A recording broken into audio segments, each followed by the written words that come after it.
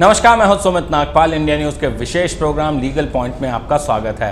Legal point एक ऐसा जरिया है जिससे आपको पता चलेंगे आपके कानूनी अधिकार और साथ ही हम आपको बताने की कोशिश करेंगे उन समस्याओं का समाधान जिनसे आपको रोजाना की जिंदगी में दो चार होना पड़ता है।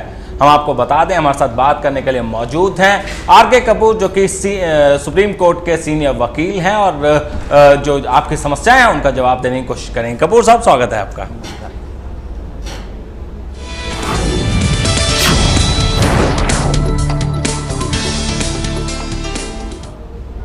लीगल पॉइंट में आज हम बात करेंगे संपत्ति में महिलाओं की हिस्सेदारी की। कुछ सालों तक महिलाओं को परिवार की संपत्ति में कोई हिस्सेदारी नहीं मिला करती थी, लेकिन साल 2005 में कानून में संशोधन किया गया और महिलाओं को भी परिवार की संपत्ति में बराबर की हिस्सेदारी दे दी गई। लेकिन आज भी महिलाओं को नहीं पता है कि परिवार की संपत्ति में उनका बराबर का हक है।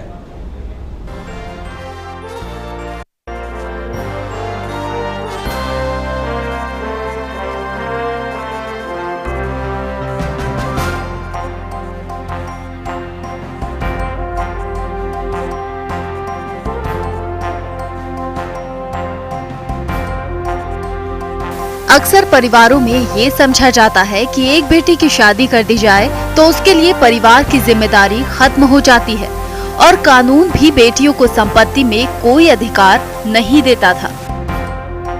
लेकिन अब कानून और हालात दोनों बदल चुके हैं।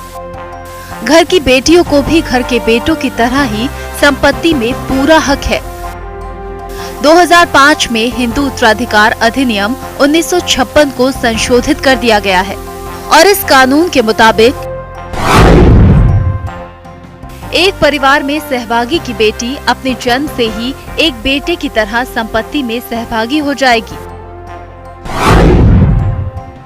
बेटे को भी सहभागी संपत्ति में वो सब अधिकार मिलेंगे जो उसे तब मिलते अगर वो बेटा होती। और कानून के तहत सहभागी शब्द में बेटे की तरह बेटी भी सम्मिलित होगी। 2005 में जो अमेंडमेंट हुआ है हिंदू सक्सेशन एक्ट में, उसके अंदर ये हुआ था कि बेटियां जो है उनको भी पूरा हक दिया जाएगा प्रॉपर्टी में, अगर वो पुरखों की प्रॉपर्टी है तो। और इन केस अगर उनके घर वाले जो है वो उनको राइट नहीं देते या वो बंटवारा नहीं करते, तो इसके लिए जो है बेटियां जो है वो कोर्ट में सिविल सूट डाल सकती हैं, पार्टीशन। हम आपको बता दें कि अगर एक पिता की मृत्यु बिना कोई वसीयत किए हुई है तो उसकी बेटी को पहली श्रेणी के उत्तराधिकारियों में माना जाएगा। हालांकि अगर किसी व्यक्ति ने अपनी मृत्यु से पहले कोई वसीयत की है तो वो संपत्ति उस वसीयत के हिसाब से बटेगी। विल वही आदमी कर सकता है कि जिसकी सेल्फ एक्वायर्ड प्रॉपर्टी हो, जो उसने अपनी खुद मेहनत से बनाई है, वो आदमी चाहे तो उसके लिए विल कर सकता है। मगर अगर कोई भी प्रॉपर्टी जो पुरखों की प्रॉपर्टी चली आ रही है, एंसेस्ट्रल प्रॉपर्टी है, और उसमें अगर कोई आदमी विल करता है, तो मैं बताना चाहूंगा कि बेटियों का उसमें पूरा हक है और वो अपना शेयर पूरा उसमें क्लेम कर सकती हैं। तो आप भी ये जान लें कि अगर आप भी एक ऐसी बेटी हैं जिसको अपना हक नहीं मिला है तो आप चुप ना रहें, अपना अधिकार मांगें, क्योंकि कानून आपके साथ है। Team legal point, India news. को भी कानून ने अधिकार दे दिया है संपत्ति का। और हम आपको बता दें, अगर आपको कोई भी कानूनी समस्या है तो आप हमें कॉल कर सकते हैं। हमारे फोन नंबर्स आपकी स्क्रीन पर फ्लैश कर रहे हैं। लीगल एक्सपर्ट और सुप्रीम कोर्ट के वरिष्ठ वकील आर.के. कपूर हमारे साथ मौजूद हैं, जो कि आपकी कानूनी समस्याओं का जवाब देंगे। एक कॉलर हमारे साथ जुड़ रहे हैं गया से। स्वागत है आपका लीगल पॉइंट पर। अपना नाम बताएं और अपना सवाल पूछें। गया से एक कॉलर हमारे साथ जुड़ रहे हैं, माखन लाल। स्वागत है माखन लाल जी आपका, अपना सवाल पूछें।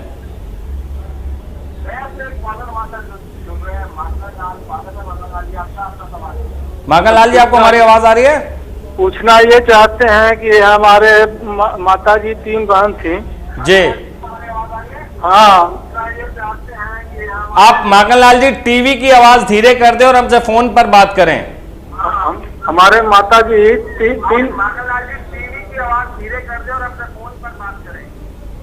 हमारी 3 बहनें थीं। जी जी। तो 3 मामा जी का 3 मामा जी थे, तो तीनों का नाबालिग हो गए थे। क्या हो गए थे? नाबालिग उनके संतान नहीं था। तीन बहनें थी उनकी, मामा जी का। जी तो माखन लाल जी, आप संक्षिप्त में सवाल पूछे, क्या पूछना चाहते हैं? तो वही पूछ रहे हैं कि हमारे माताजी जो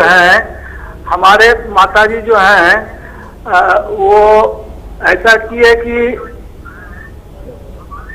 हमारे भाई को हमारे जो अपने भाई, हम 4 भाई हैं जी। तो 4 भाई में एक भाई को मामा जी रख लिए जी।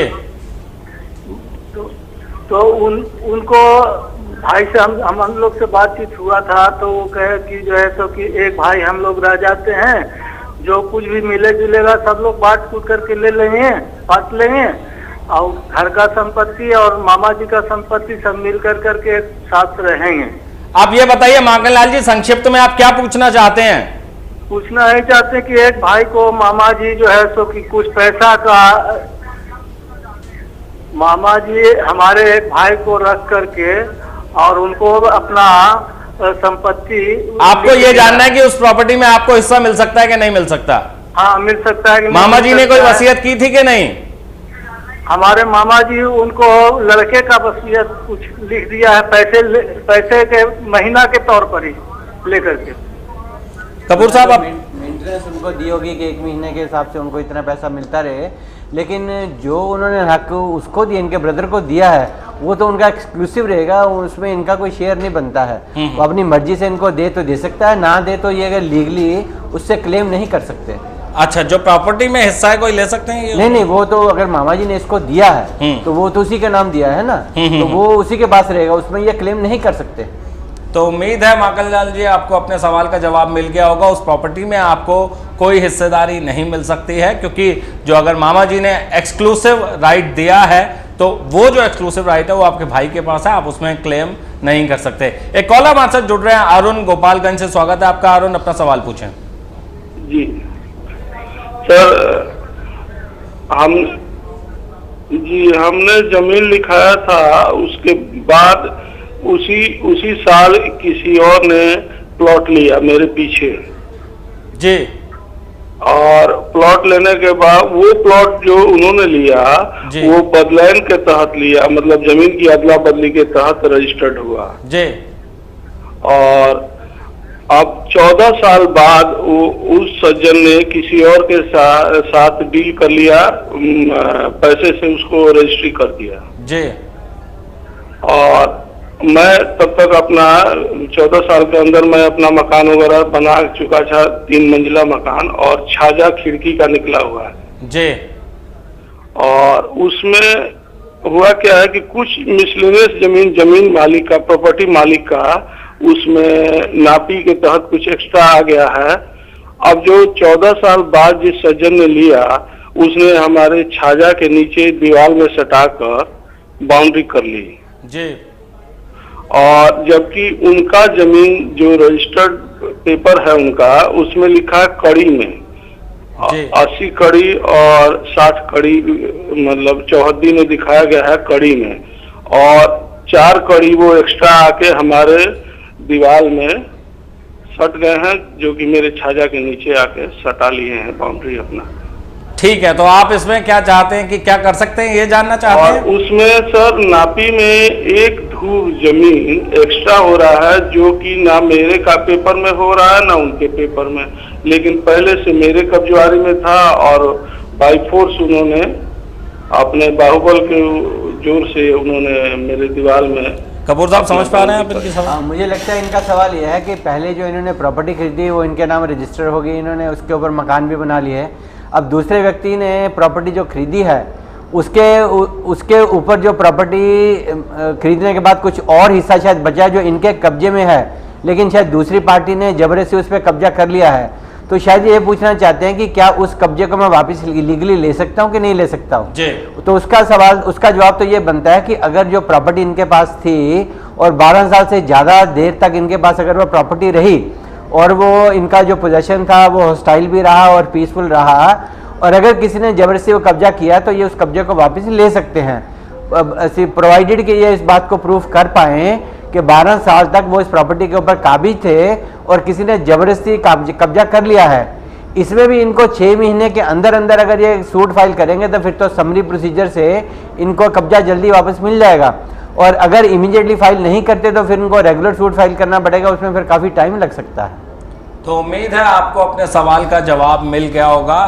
और एक और कॉलर मास्टर जुड़ रहे हैं, चंदन पटना से। स्वागत है आपका लीगल पॉइंट में। चंदन, अपना सवाल पूछें। हेलो जी चंदन जी, स्वागत है आपका, अपना सवाल पूछें। हाँ सर, एक क्वेश्चन है मेरा। मेरे दादाजी थे, अपने बड़े बेटे, मेरे दादाजी हैं जो अपने बड़े बेटे के नाम से, जब वो नाबालिग थे, 6 वर्ष की उम्र में थे जी, 6 वर्ष की उम्र में एक 4 कट्ठे का प्लॉट खरीदा था जी। उसमें कहने का मतलब है कि मेरा जानना था कि मेरे पापा 3 भाई थे, तीनों का बराबर शेयर होगा कि सिर्फ उनका अकेले होगा? नहीं, तीनों का बराबर होगा ना, अगर दादा के बाद 3। देखिए, अगर कोई वसीयत नहीं की और खुद की कमाई प्रॉपर्टी थी तब तो नहीं। जैसे कि दादाजी मेरे जमीन खरीदे थे, लेकिन वो अपने बड़े बेटे के नाम पे खरीदे थे जब वो 6 वर्ष की उम्र में थे, वो नाबालिग थे उस समय। नहीं, बेशक नाबालिग हो, प्रॉपर्टी अगर उनकी अपनी सेल्फ एक्वायर्ड प्रॉपर्टी थी तो उसकी तो वसीयत वो कर सकते थे, लेकिन अगर उनकी भी प्रॉपर्टी पीछे से आई हुई थी, यानी कि दादा लई और एंसेस्टर प्रॉपर्टी थी, तब तो उसकी वसीयत नहीं कर सकते। अगर उन्होंने करी भी होगी तो वो वसीयत को वो इनवैलिड के लिए सूट फाइल कर सकते हैं, और इनवैलिड होने के बाद सबका बराबर बराबर हिस्सा बन जाएगा। तो चंदन जी, आपके पास कानून का रास्ता खुला हुआ है। आप निचली अदालत में अपने यहाँ के सिविल कोर्ट में एक फाइल कर सकते हैं मुकदमा, और उसके बाद अपना हक जो है उसकी मांग कर सकते हैं। फिलहाल वक्त हो गया एक छोटे से ब्रेक का। ब्रेक के बाद भी आपके सवालों का और हमारे जवाबों का सिलसिला जारी रहेगा।